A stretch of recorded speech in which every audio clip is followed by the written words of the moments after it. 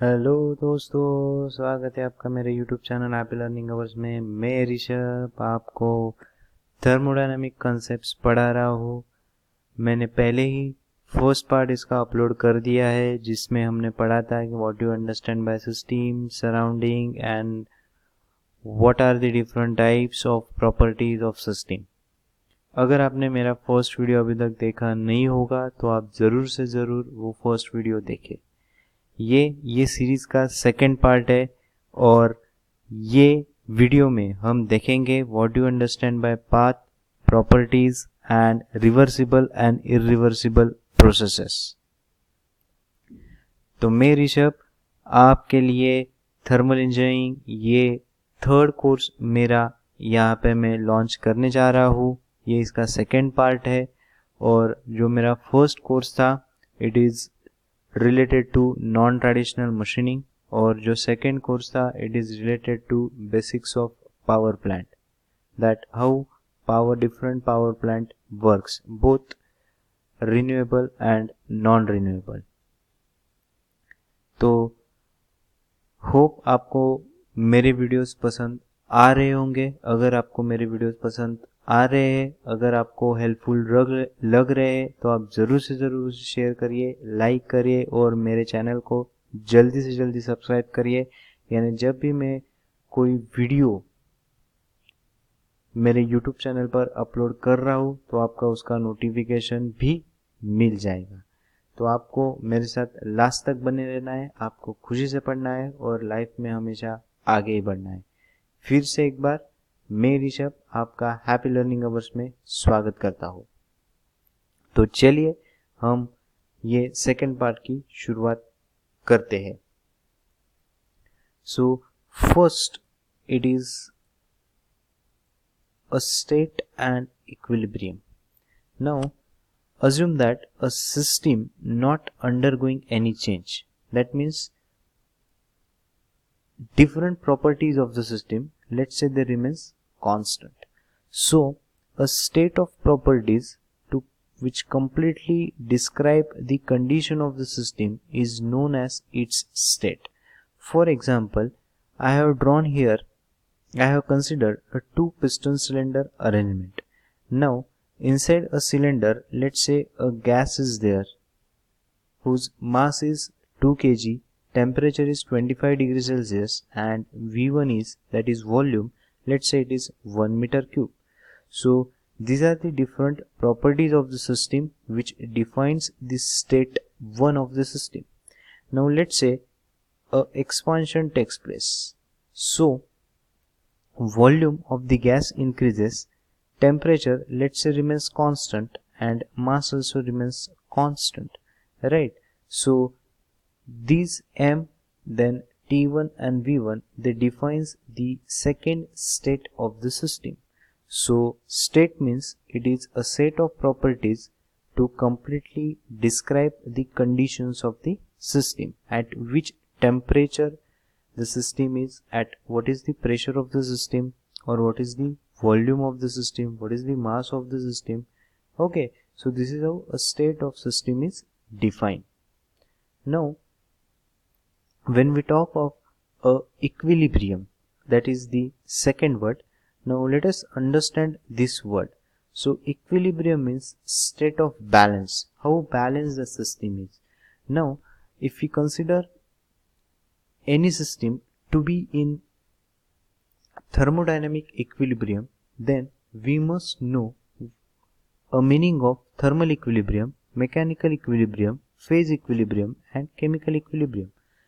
First, that is, a thermal equilibrium means when there is no temperature gradient throughout the system. That means if the temperature of the system remains constant, then you can say that the system is under thermal equilibrium. Second is mechanical equilibrium, when there is no pressure gradient throughout the system, or when no external forces are acting on the system, you can consider that the system is under mechanical equilibrium. Third is phase equilibrium, that means system having more than one phase and mass of each phase is in equilibrium. Then you can consider that the system is under phase equilibrium. Third is chemical equilibrium, That means chemical composition of the system is constant and no chemical reactions takes place within the system. Then you can consider that your system is under chemical equilibrium. So if the system is under thermal, second mechanical, third phase and fourth chemical equilibrium, you can say that your system is under thermodynamic equilibrium. So hope you have understood the meaning of each equilibrium term and as well as a thermodynamic equilibrium. Now, what do you understand by a path and a process? Now, there are two words. One is path and second word is process. Now, any change a system undergoes from one equilibrium to the another is known as a process. Okay. And a series of states through which a system passes during the process is known as its path. For example, let us again consider a piston cylinder arrangement. Now let's say this is the state 1, that is the initial position. Let's say this piston moves inside, that means thereby compressing a liquid or gas which is inside the cylinder. Let's say it's a state number 2. Now let us say you are having on x-axis one property A and on y-axis let's say it's a property B. So this is the let us consider that this point represents a state number 1 while this represents a state number 2, and if you draw a curve along the state 1 to the state number 2, then this is known as a path. So it's a series of states through which system passes during a process. So here a compression process is there, right? So process is what here? Compression. And during compression, a system passes through a series of states. That means state 1, then 2, 3, 4 and then final state number 2. Okay, so this is how a path is defined. Now let us understand what do you mean by a quasi-static or quasi-equilibrium process. Now a process proceeds in such a manner that system remains infinitesimally close to the equilibrium condition at all time. For example, the two pictures are shown here. Again we have considered a piston cylinder arrangement because easy to understand. Now let's say this is the initial position, that is at t is equal to 0, and let's say in first case this is the second position at t is equal to t1. Now these two are, let's say they are infinitesimally close. That means infinitesimally means a very small. That means a difference between state number 1 and state number 2, let's say it is very small, then such process it is known as a quasi-static process, or it is known as a quasi-equilibrium process. If you consider a second figure, this is the state number 1, t is equal to 0. This is the state number 2, t is equal to t1.